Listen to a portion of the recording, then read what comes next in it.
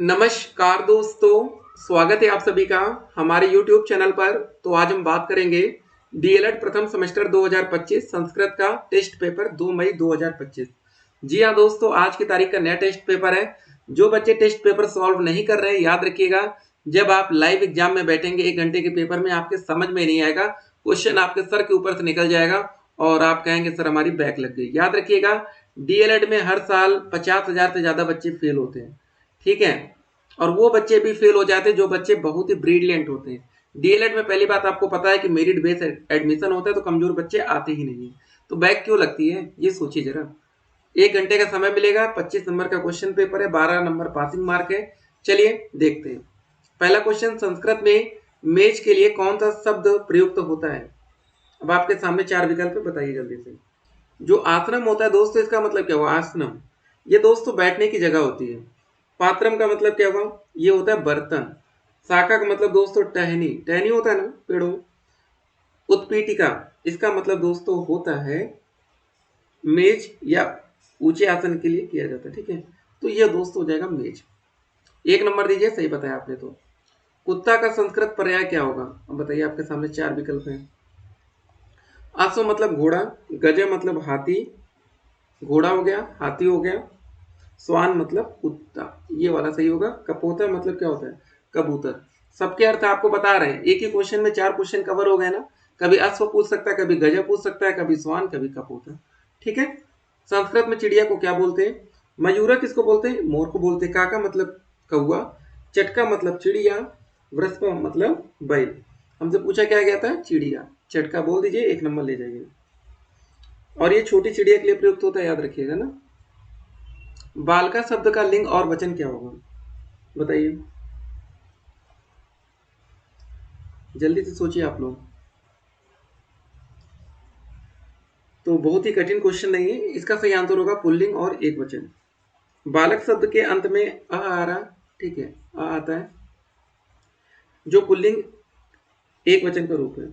अगला क्वेश्चन आता है, नदी शब्द किस लिंग का है, आपको ये बताना है, ठीक है। जल्दी से सोचिए। नदी शब्द के अंत में दीर्घ ई आ रहा है, ठीक है, बड़ी ई, ठीक है, जो स्त्रीलिंग शब्दों की पहचान होती है। तो सही आंसर होगा स्त्रीलिंग, ठीक है। और पुल्लिंग में दोस्तों समानता उनके अंत में क्या आता है, आपको बता दें, आ आता है और ऊ आता है। स्त्रीलिंग में आप समझ गए, ठीक है, बड़ी ई आती है। नपुंसक लिंग में जब क्वेश्चन पूछा जाएगा तो इसके अंत में अक्सर क्या आता है, म आता है या अत आता है, ठीक है। उभय लिंग में दोस्तों क्या आता है, कुछ शब्द तीनों लिंगों में प्रयुक्त होते हैं पर नदी केवल स्त्रीलिंग है, ठीक है। अगला क्वेश्चन देखिए, फलानी शब्द किस वचन का होता है। अब देखिए, जो क्वेश्चन नंबर 6 पेपर में आता है, यहाँ से अति लघु उत्तरीय प्रश्न शुरू होते हैं, ये भी याद रखना है। फलानी शब्द कौन सा वचन है, बताइए जल्दी से। देखिए दोस्तों, ये आता है आपका बहुवचन में। कैसे, दो से अधिक वस्तुएं या व्यक्ति, फलानी नपुंसक लिंग प्रथमा और द्वितीय विभक्ति का बहुवचन रूप है। अगला क्वेश्चन देखिए, अहम शब्द की षष्ठी विभक्ति एक वचन का रूप क्या होगा, आपको ये बताना है, ठीक है। बहुत ही अच्छा क्वेश्चन है, जल्दी से सोचिए आप लोग। तो इसका दोस्तों जो सही आंसर होगा वो होगा मम। अगर आपने ये सोचा तो 1 नंबर अपने आप को दीजिएगा। मम मतलब दोस्तों होता है मेरा। अहम मतलब दोस्तों होता है मैं। सर्वनाम का षष्ठी विभक्ति एक वचन रूप मम होता है, जो संबंध कारक को भी दर्शाता है। तत् स्त्रीलिंग शब्द की प्रथमा विभक्ति द्विवचन का रूप क्या होगा, आपको ये बताना है, ठीक है। बताइए जल्दी से आप लोग। तो इसका सही आंसर होगा दोस्तों ते स्त्रीलिंग में। तत् स्त्रीलिंग सर्वनाम का प्रथमा विभक्ति द्विवचन रूप में ते होता है। वृक्ष शब्द की सप्तमी विभक्ति बहुवचन रूप क्या होगा, बताइए जल्दी से। सप्तमी विभक्ति बहुवचन, ठीक है। तो इसका जो सही आंसर होगा दोस्तों क्या होगा, वृक्षेशु होगा। वृक्षों में या पर सप्तमी बहुवचन।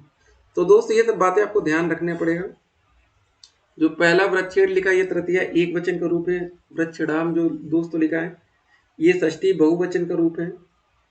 और वृक्षात लिखा है ये पंचमी एक वचन का रूप है। लेकिन इसके आप पूरे रूप याद कर लेंगे तो कोई दिक्कत नहीं होगी। विद्या ददाति विनयम, इस सब नीति वाक्य का अर्थ क्या होगा? अच्छा क्वेश्चन है, बताइए जल्दी से दोस्तों सही आंसर। तो विद्या विनम्रता देती है, ये चीज। ठीक है, ध्यान में रखना हर क्वेश्चन को, तभी आप सही आंसर कर पाएंगे, नहीं तो फिर बार बार आपसे गलती होती रहेगी। ठीक है, अगले क्वेश्चन में चला जाए दोस्तों। क्वेश्चन नंबर 11, उद्यमेन ही सिंध्यंति कार्याणि न मनोरथे, इस श्लोक में उद्यमेन का क्या अर्थ होता है? बताइए आप लोग। सही आंसर होगा इसका परिश्रम से। ठीक है, उद्यमेन का अर्थ मेहनत या प्रयास या परिश्रम से होता है। क्वेश्चन नंबर 12 से दोस्तों लघु उत्तरीय क्वेश्चन आपके शुरू हो जाएंगे। सर्वे भवन्तु सुखिनः, इस वाक्य में सर्वे का क्या अर्थ होगा? कुछ मतलब केचित हो गया, सभी मतलब सर्वे का अर्थ ये सारी चीजें, तो सर्वे का मतलब सभी से जोड़ लीजिएगा, समस्त होता है। थोड़े मतलब अल्पा हो गया, हम सबका मतलब दोस्तों क्या हो जाएगा? वयम सर्वे। संस्कृत में 13 को कैसे लिखते हैं बताइए? जो दोस्तों 10 लिखा है, इसको कैसे लिखेंगे बताइए? संस्कृत में इसको लिखते हैं 10। त्रयोदश, इसका मतलब होता है 13। चतुर्दश मतलब होता है 14। पंचदश, ठीक है, तो ये सारी चीजें आपको पता होनी चाहिए। मतलब 15, ठीक है,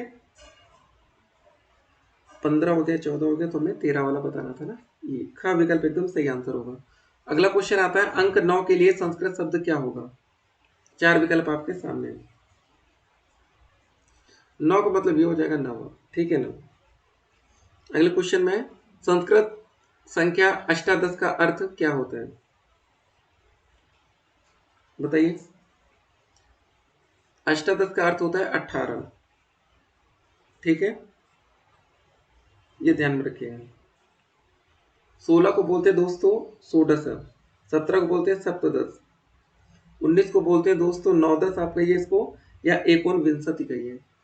गजो शब्द का लिंग, विभक्ति और वचन आपको पहचानना है। गजो, ठीक है, तो इसका दोस्तों जो सही आंसर होगा वो होगा पुल्लिंग, प्रथमा द्वितीय विभक्ति बहुवचन। ठीक है, ऐसे क्वेश्चन भी पेपर में आपको मिल सकते हैं, इसलिए अभी से आप उसके लिए तैयार रहिए। नहीं तो देखिए, अगर आपकी तैयारी नहीं होती तो फिर दिक्कत होती है ना पेपर टाइम में। अगला क्वेश्चन देखते हैं। संस्कृत वाक्य सह पुस्तकानि पठति में पुस्तकानि शब्द किस विभक्ति और वचन में है, आपको ये बताना है। 4 विकल्प आपके सामने,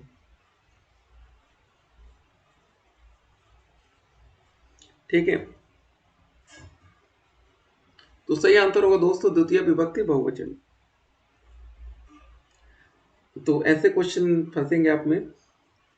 यहाँ दोस्तों पठति जो होता है, मतलब समझ रहे हैं, पठति ये जो लिखा है, इसका मतलब पढ़ता है, क्रिया का कर्म पुस्तकानि, ठीक है, ये सारी चीजें। अगला क्वेश्चन, संस्कृत में 20 को क्या कहते हैं बताइए, और खत्म करिए आज की वीडियो को। 20 को दोस्तों बोलते हैं विंशति, ये वाला सही है। 9-10 का मतलब दोस्तों क्या होता है? 19 होता है। विंशति मतलब 20 होता है। एक विंशति का मतलब होता है 21।